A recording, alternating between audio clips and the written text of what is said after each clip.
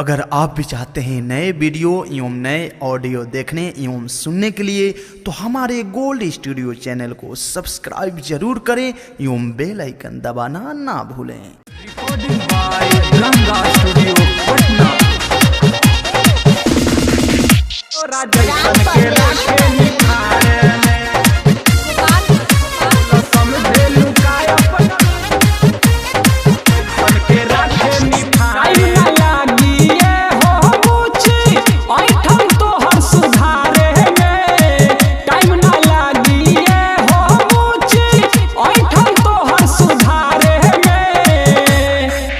बोला समझे लुका अपना बारे में तोरा जैसन के राखे निखारे में।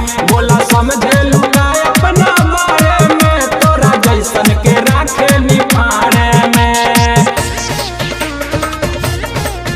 तोरा जैसन के राखे निखारे में। तोरा जैसन के राखे निखारे में। समझे लुका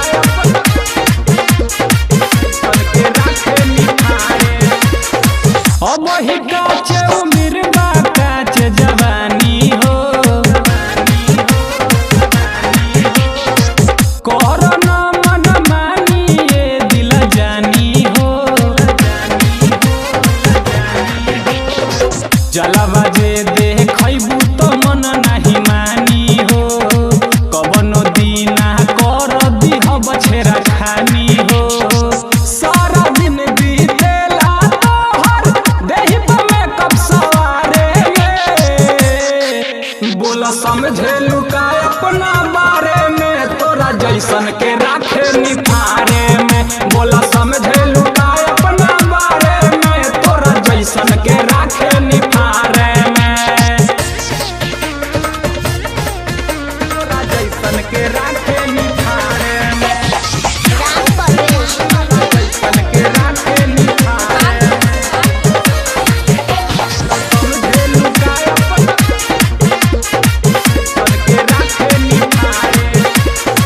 छोटे छोटे पेन्हा के घुमेलू कपड़ा हो। गाँव भर में करावत बारू लफड़ा हो। मिस्टर बोले की करेला जब तोरा चारा चाहो। राजेश उदय के दिल पर लगेला मारा चाहो। मर्द कहियो कुमार सरवन भाला तोहर जोगारे में।